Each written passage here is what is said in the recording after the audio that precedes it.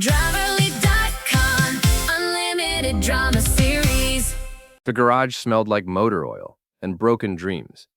I was hunched over my workbench at 1 in the morning, trying to fix Sarah's busted coffee maker.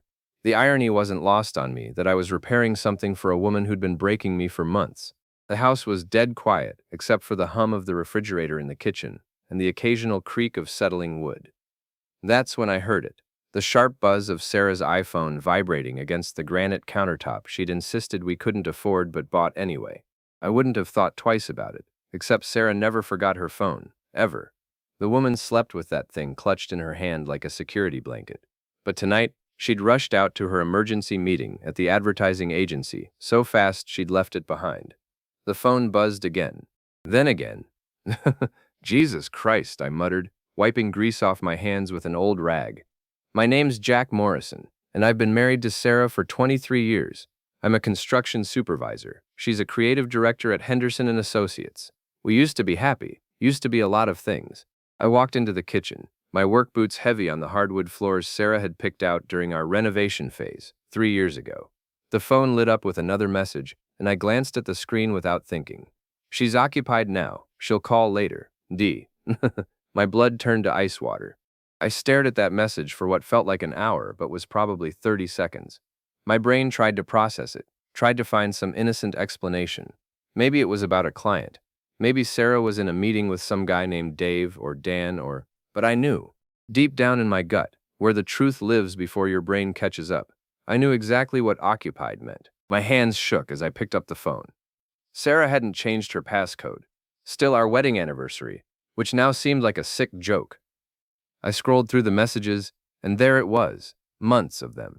Hundreds of texts between Sarah and someone named Derek Henderson, her boss, the smooth-talking, silver-haired piece of shit who drove a BMW and wore suits that cost more than I made in a month. Sarah, can't wait to feel you inside me again. Derek, my wife's at her book club until 10. Come over. Sarah, Jack's working late. Perfect timing. I read message after message, each one a knife twist in my chest. They'd been screwing for 8 months, 8 months of lies, of Sarah coming home late with excuses about client dinners and weekend strategy sessions, 8 months of me being the world's biggest fool. The garage door rumbled open. I looked at the clock, 1:47 a.m. Sarah's emergency meeting was over, and she was coming home to her loving, clueless husband. Except I wasn't clueless anymore. I heard her heels clicking across the garage floor. Then the door to the kitchen opened. Jack, you still up, honey? Honey. The word tasted like poison in the air. In here, I called, my voice surprisingly steady. Sarah appeared in the doorway, still in her work clothes, a black skirt that hugged her hips and a white blouse that was slightly wrinkled. Her lipstick was gone, and her hair was messed up just enough to tell a story I didn't want to hear. What are you doing up so late? She asked, then noticed her phone in my hands. Oh, you found my phone. I was looking everywhere for it. I held up the device, the screen still glowing with Derek's message. Yeah, I found it, along with some interesting reading material. The color drained from Sarah's face. She opened her mouth, then closed it, then opened it again like a fish gasping for air. Jack, I can explain. Can you? I interrupted, my voice getting harder. Can you explain 8 months of fucking your boss? Can you explain telling him how much you love the way he touches you? Can you explain planning your little rendezvous while I'm working 60-hour weeks to pay for this house and your car and your designer clothes? Sarah's eyes filled with tears, but I was past caring. The woman I'd loved since college, the woman I'd built a life with, had been living a lie for months. It just happened, Jack. I never meant for it to. Bullshit. I slammed the phone down on the counter so hard the screen cracked. Nothing just happens for 8 months. You made a choice. Every time you spread your legs for him, you made a choice. Shermideston. Sarah flinched like I'd slapped her. Don't talk to me like that. You don't understand the pressure I'm under at work. The way Derek makes me feel. The way Derek makes you feel? I laughed, but there was no humor in it. What about the way I feel? What about 23 years of marriage? What about the vows you made? You don't understand, Sarah said, her voice getting stronger, more defiant. You come home covered in dirt and sweat, talking about construction schedules and overtime. Derek understands my world. He's sophisticated. He's rich, I finished. Just say it, Sarah. He's rich, and I'm not.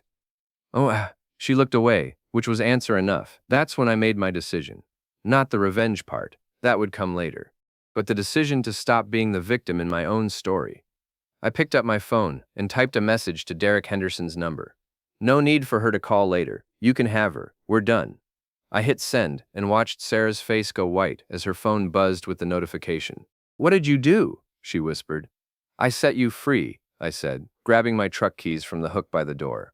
You want Derek Henderson? You got him. Hope he's worth losing everything. I walked past her toward the garage, but she grabbed my arm. Jack, please, we can work this out. We can go to counseling. I turned to look at her one last time. This woman I'd loved, who'd shared my bed and my dreams and my life. This stranger who'd been lying to my face for months. Sarah, I said quietly, the only thing we need to work out is who gets what in the divorce. I got in my truck and backed out of the garage, leaving her standing there in the kitchen with her broken phone and her broken lies. As I drove away, I saw headlights turning onto our street, a black BMW. Derek Henderson, coming to do damage control. But it was too late for that. The damage was done, and now it was time for consequences. I drove through the empty streets of our small main city, past the closed shops and darkened houses where normal people were sleeping in their beds, trusting their spouses, living honest lives. The kind of life I thought I had until an hour ago. My phone rang. Sarah. I declined the call. It rang again. Derek's number this time. I declined that one too. They could panic all they wanted. They could scramble and scheme and try to figure out how to contain this mess. But they'd forgotten one important thing about Jack Morrison. I might be a blue-collar guy who gets his hands dirty for a living, but I'm not stupid, and I'm sure as hell not going to be anyone's fool. Not anymore. I ended up at Murphy's Tavern, the kind of dive bar where the beer is cheap, the lighting is dim, and nobody asks questions about why you're drinking alone at 2 a.m. The bartender, a grizzled old-timer named Pete, just nodded when I ordered a whiskey and left me alone with my thoughts. Those thoughts weren't pretty. 23 years. That's how long Sarah and I had been married. We'd met in college. She was studying marketing. I was getting my degree in construction management. She was smart and funny, and had this laugh that could light up a room. I fell hard and fast, and somehow, miracle of miracles, she fell for me too. We got married right after graduation, bought our first house, a tiny 2-bedroom ranch that needed everything fixed. I did most of the work myself, and Sarah would help, handing me tools and painting walls and making grand plans for our future. We were going to have kids. She was going to build her career. I was going to start my own construction company. We were going to grow old together. Some of that happened. Sarah's career took off like a rocket. She climbed the ladder at Henderson & Associates, winning awards and bringing in big clients. My construction career went well too. I became a supervisor, earned good money, provided a comfortable life for us. But the kids never came. After years of trying and disappointment, we just stopped talking about it. The space where those children should have been filled up with other things, work, hobbies, the slow drift that happens when two people stop really seeing each other. But I never stopped loving her. Even when she started working later and later, even when she began traveling more for business, even when the intimate moments between us became rare and mechanical. I thought it was just a rough patch. I thought we'd work through it. I was halfway through my second whiskey when someone slid onto the bar stool next to me. Jack Morrison, drinking alone at Murphy's at 2:30 in the morning. This can't be good. I looked up to see Detective Ray Sullivan settling his bulk onto the stool. Ray and I went way back. We'd played football together in high school, before he went into law enforcement, and I went into construction. He was 3 years from retirement, with gray hair, a beer gut, and the kind of world-weary eyes that came from seeing too much human stupidity. Ray, I nodded. What brings you to this finest...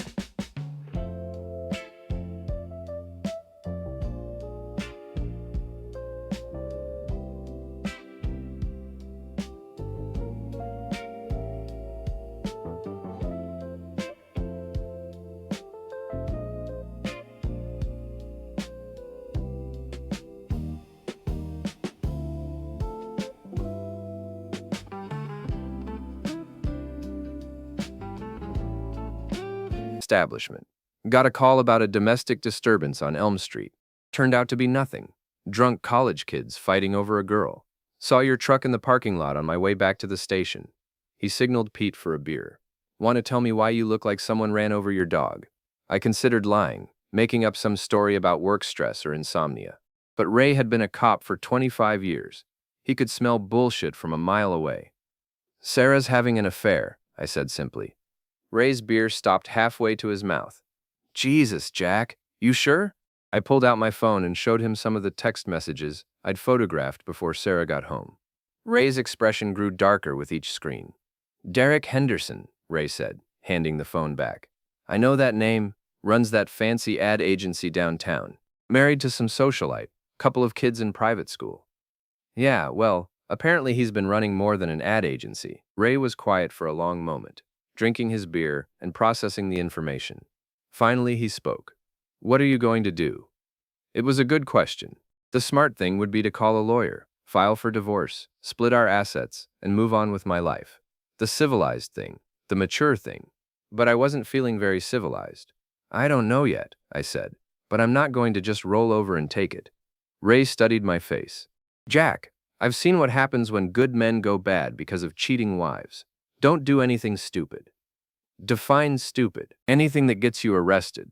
Anything that hurts innocent people. Anything that makes you the villain in this story. Milo Schwel Muduzom. I finished my whiskey and set the glass down hard. Maybe I want to be the villain, Ray. Maybe I'm tired of being the good guy who gets shit on. No, you're not. Ray's voice was firm. You're hurt and angry, and you have every right to be. But you're not a villain, Jack. Don't let her turn you into one. We sat in silence for a while, two middle-aged men contemplating the wreckage of life's promises. Finally, Ray spoke again. You want my advice. Do I have a choice? Document everything. Get evidence. Do this right, and you'll come out ahead in the divorce. Do it wrong, and you'll lose everything. I already lost everything, I said. No, Ray said. You lost a cheating wife. Trust me, that's not everything. My phone buzzed with another call from Sarah. I declined it without looking. She's persistent, Ray observed. She's panicking. Derek probably told her to fix this before his wife finds out. Ray leaned closer. His wife doesn't know? I doubt it. Rich guys like Henderson don't risk their comfortable lives for office affairs. He's got too much to lose. A slow smile spread across Ray's face. You know, Jack, there might be ways to make sure the right people get the right information. Hypothetically speaking, of course. I looked at my old friend, seeing the gleam in his eyes. Hypothetically. I mean, if someone were to gather evidence of an affair, photos, documents, witness statements, that evidence might accidentally find its way to interested parties. Wives, employers, maybe even the local newspaper if the story was juicy enough. That sounds almost vengeful, Detective Sullivan. Not vengeful, just thorough. I believe in thorough investigations. For the first time since I'd found those text messages, I smiled. A real smile. Ray, you magnificent bastard! Are you suggesting we investigate my wife's affair? I'm suggesting you deserve to know the full truth. All of it. How long it's been going on. Where they meet. What promises they've made to each other. Knowledge is power, Jack. And what would I do with that knowledge? Ray shrugged. Whatever a reasonable man would do. Share it with the appropriate parties. Make sure justice is served. I thought about Sarah coming home with messed up hair and missing lipstick. I thought about Derek Henderson in his expensive suits, thinking he was so much better than the blue-collar husband he was cuckolding. I thought about 8 months of lies and betrayal and the life I'd been living that turned out to be a complete fiction. Hypothetically, I said, how would someone go about gathering this evidence? Ray grinned. Well, hypothetically, someone might start by checking credit card statements, phone records, hotel receipts. Someone might visit the places where cheaters like to meet. Someone might even have friends in the security business who could provide surveillance footage. Sounds complicated. Not if you have help. Not if you have someone who knows how investigations work. I looked at Ray, this old friend who was offering to help me destroy the people who destroyed my marriage. It should have felt wrong. It should have felt like I was crossing a line. Instead, it felt like justice. When do we start? I asked. Ray finished his beer and dropped a 20 on the bar. We start tomorrow. Tonight, you go home and act normal. Don't let them know what's coming. They're probably at my house right now, having some kind of crisis meeting. Even better, let them panic. Let them make mistakes. Panicked people do stupid things, and stupid things leave evidence. I stood up, feeling more focused than I had in hours. The pain was still there, the betrayal still burned, but now I had a purpose. Now I had a plan. Ray, I said as we walked toward the door. Thank you. Don't thank me yet, he replied. Thank me when we're done. Outside, the night air was cool and clean. My truck sat next to Ray's patrol car in the empty parking lot.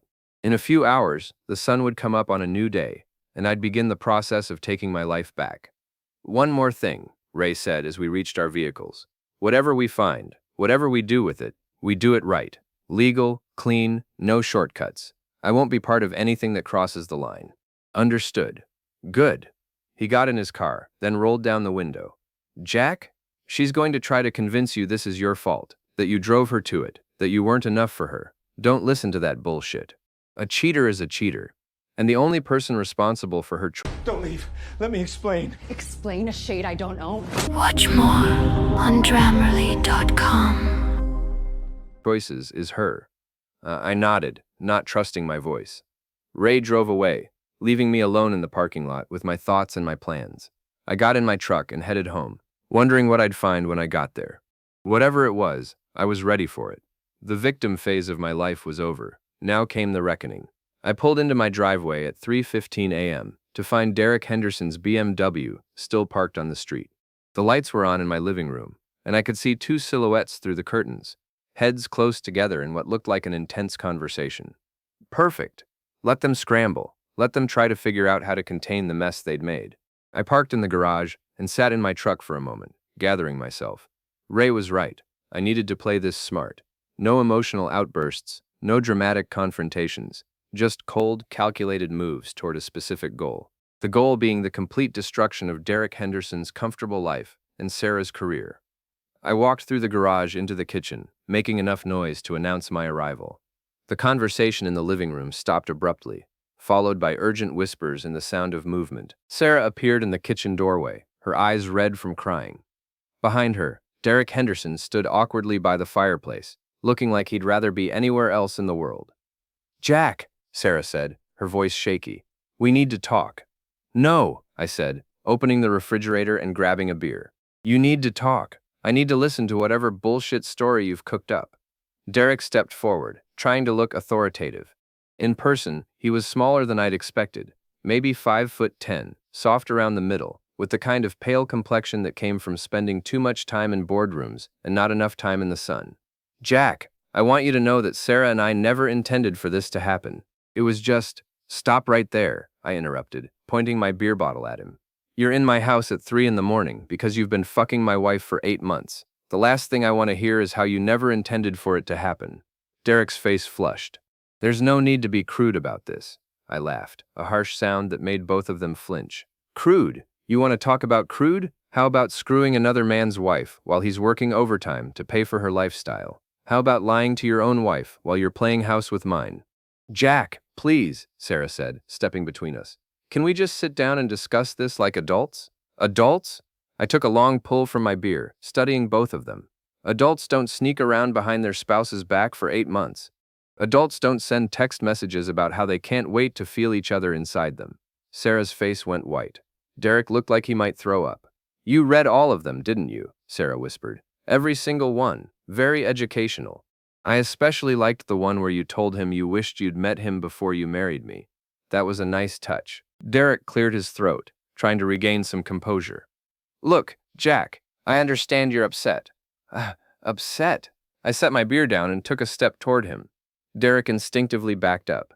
I'm not upset, Derek. I'm furious. There's a difference. We can work this out, Sarah said desperately.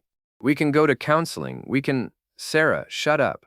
My voice was quiet, but it cut through her words like a blade. Just shut up and let me think. I walked to the kitchen window and looked out at the street. A few house lights were starting to come on. Early risers getting ready for work. Normal people living normal lives. People who weren't dealing with cheating spouses and home-wrecking bosses. When I turned back, Derek and Sarah were holding hands. The sight of it made my stomach turn. Here's what's going to happen, I said calmly. Derek, you're going to get in your car and drive home to your wife and kids.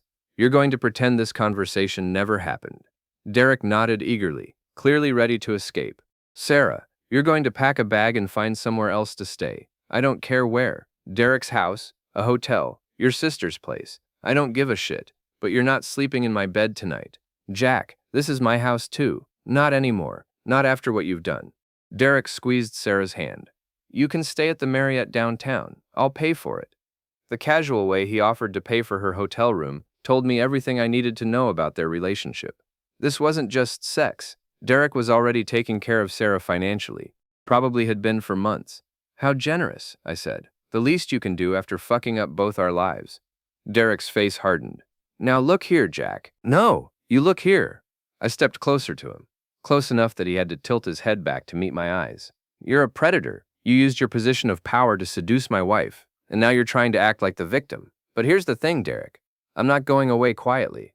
I'm not going to disappear so you two can play house without consequences. What's that supposed to mean? Sarah asked. I smiled, but there was no warmth in it. It means you both made choices. Now you get to live with them. Derek and Sarah exchanged worried glances. Good. They should be worried. I want you both out of my house in the next 10 minutes, I said. After that, Sarah, you can communicate with me through lawyers. Derek, if I see you on my property again, we're going to have a very different kind of conversation. Derek practically ran for the door. Sarah lingered, tears streaming down her face. Jack, I know you hate me right now, but I did love you. I still do, in my way. Your way, I repeated. Yeah, I've seen your way, Sarah. It involves a lot of lying and spreading your legs for your boss. That's not love, that's selfishness. She flinched, as if I'd slapped her. You don't have to be cruel. Cruel? I finished my beer and set the empty bottle on the counter. Honey, I haven't even started being cruel yet. Something in my tone must have scared her, because she hurried upstairs to pack her bag. I heard drawers opening and closing, hangers sliding across the closet rod, the sounds of a life being hastily dismantled. And 20 minutes later, she was gone. I stood in my empty house, listening to the silence. For the first time in months, maybe years, I felt like I could breathe. The air didn't smell like lies and deception anymore. I walked through the rooms Sarah and I had shared, seeing them with new eyes. The expensive furniture she'd insisted on buying, the artwork she'd chosen, the throw pillows that served no purpose except to make the couch look sophisticated. None of it felt like home anymore. It felt like a stage set for a life that had been a performance. My phone buzzed with a text from Ray. How did it go? I typed back. They're gone. When do we start digging? First thing tomorrow. Get some sleep. You're going to need it. I looked around the house one more time, then headed upstairs to my bedroom. Sarah had taken most of her clothes but left behind the lingerie I'd bought her for Christmas. The expensive stuff she'd claimed was too fancy for everyday wear. Now I knew who she'd been saving it for. I gathered up every piece of lace and silk, carried it downstairs, and threw it all in the fireplace. I lit a match and watched it burn, the flames dancing over the remnants of intimacy that had been a lie. None, as the last piece of fabric turned to ash, I made myself a promise. Derek Henderson and Sarah Morrison thought they could betray me and walk away clean. They thought I'd be the quiet, dignified victim who'd suffer in silence while they built their new life on the ruins of my old one. None, they were wrong. By the time I was done with them, they'd wish they'd never heard the name Jack Morrison. I went to bed that night with a clear conscience and a dark purpose. Tomorrow, the real work would begin. Ray showed up at my house the next morning at 7 sharp, carrying 2 cups of coffee and a manila folder thick with papers. You look like hell, he said, handing me one of the cups. Didn't sleep much. I'd spent most of the night staring at the ceiling, alternating between rage and planning. What's in the folder? The beginning of Derek Henderson's very bad week. Ray settled into one of the kitchen chairs and opened the folder. I did some preliminary research last night. Your boy Derek has been a busy man. I sat across from him, trying to focus despite the exhaustion. What did you find? Let's start with the basics. Derek Henderson, age 52, married to Patricia Henderson for 18 years. 2 kids, a boy 16, a girl 14, lives in a $4 million house on Lake Sebago, drives a BMW, owns a boat, belongs to the country club. Sounds like a real pillar of the community. Oh, it gets better. Henderson & Associates is one of the most successful ad agencies in the state. Derek's the majority owner, and according to public records, the company's worth about $12 million. I whistled low. No wonder Sarah was impressed. Here's where it gets interesting. Ray pulled out a stack of credit card statements. I have a friend who works in financial investigations. Hypothetically speaking, if someone wanted to examine Derek Henderson's spending patterns, they might find some very interesting charges. He spread the statements across the table. Even upside down, I could see the highlighted entries. Hotel rooms, Ray said, pointing to the charges. Always the same place. The Eastland Park Hotel downtown. Always booked for 3 hours in the afternoon. Always paid for with Derek's personal credit card, not the business account. Smart. Keeps it separate from company expenses. Not smart enough. Look at the dates. I studied the highlighted charges, and a pattern emerged. Every Tuesday and Thursday for the past 8 months, with a few random weekday afternoons thrown in. Sarah's been working late on Tuesdays and Thursdays, I said, the pieces clicking into place. Bingo. And look at this. Ray pulled out another document. Hotel security footage request log. Guess who requested access to the parking garage cameras for those exact dates? You. My friend in hotel security. Turns out they keep footage for 6 months before overwriting. We've got Derek's BMW and Sarah's Honda arriving and leaving together on at least a dozen occasions. I felt a surge of satisfaction. This was evidence. Real, concrete proof that would hold up in court. There's more, Ray continued. Derek's been using his business credit card to pay for dinners at expensive restaurants. Always for 2 people. Always on nights when he told his wife he was working late. How do you know what he told his wife? Ray grinned. Because Patricia Henderson is a very active member of the Lake Sebago Women's Club. They have a newsletter. Every month, Patricia writes a little column about her family life, including how proud she is of her hardworking husband, who's been putting in so many extra hours lately to land new clients. Jesus, she has no idea. None, and neither do Derek's business partners. I checked with the secretary at Henderson and Associates. Derek's been telling them he's been meeting with potential clients on those Tuesday and Thursday afternoons. Clients who don't exist. I leaned back in my chair, processing the information. Derek Henderson wasn't just cheating on his wife. He was lying to his business partners and using company time for his affair. What about Sarah? I asked. Your wife's been more careful, but not careful enough. She's been using her personal credit card for things like lingerie, perfume, and birth control pills. Birth control. I felt like I'd been punched in the gut. We haven't used birth control in 10 years. We were trying to have kids. Ray's expression softened. I'm sorry, Jack. I know this is hard to hear. No, it's good to know. It means she was planning this, not just falling into it. I took a deep breath, pushing down the emotion. What else? Sarah's been getting her hair done every Tuesday morning at an expensive salon downtown. Manicures, pedicures, the works. Always charged to her personal card. Always on the days she was meeting Derek. The picture was becoming clearer, and it was uglier than I'd imagined. Sarah hadn't just been having an affair.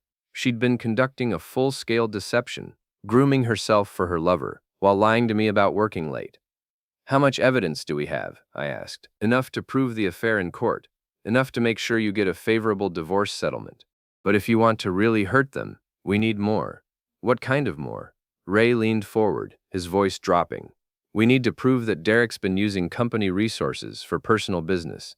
We need to show that Sarah's been neglecting her actual work responsibilities. We need evidence that will destroy their professional reputations, not just their personal ones. How do we get that? We need someone on the inside, someone at Henderson and Associates who can give us access to Derek's calendar, his emails, his client files. I thought about the people Sarah had mentioned from work over the years. Her assistant, the other creative directors, the account managers she'd complained about. Sarah's best friend at work is Jennifer Walsh, I said. They've been close for years. Jennifer's the HR director. Perfect. HR directors have access to everything. Personnel files, email logs, expense reports. If we could convince Jennifer to help us, why would she help us? She's Sarah's friend. Ray smiled. Because, my friend, Jennifer Walsh has her own reasons to want Derek Henderson taken down a few pegs. He pulled out another document, a complaint filed with the Maine Human Rights Commission. Jennifer Walsh filed a sexual harassment complaint against Derek Henderson 6 months ago. Claimed he made inappropriate comments about her appearance, touched her without consent, and created a hostile work environment. The complaint was withdrawn 2 weeks later. Withdrawn? Why? According to the filing, the parties reached a mutually satisfactory resolution, which usually means Derek paid her to shut up and go away. I studied the complaint, seeing opportunity in every line. So Jennifer Walsh has reason to hate Derek Henderson, and if she finds out that Derek's been having an affair with her best friend, using company time and resources, she might be very interested in helping us gather evidence. That's assuming she doesn't already know about the affair. Only one way to find out. Ray gathered up the papers and put them back in the folder. Want to take a drive downtown? Henderson and Associates opens at 8:30. I looked at the clock. It was already 8:15. In 15 minutes, Sarah would be walking into work, pretending everything was normal. Derek would be in his office, probably trying to figure out how to contain the damage from last night. They thought they were safe. They thought they could control the narrative, manage the situation, maybe even convince me to go quietly. They were about to learn how wrong they were. "Let's go," I said, grabbing my jacket. Time to meet Jennifer Walsh. As we walked to Ray's car, I felt a sense of purpose I hadn't experienced in months. For the first time since I'd found those text messages, I wasn't reacting to someone else's choices. I was making my own. And my choice was war. Henderson and Associates occupied the top 3 floors of a glass office building in downtown Portland. The lobby was all marble and chrome, with abstract art on the walls, and a receptionist who looked like she'd stepped out of a fashion magazine. Ray and I took the elevator to the 3rd floor, where the HR department was located. The plan was simple.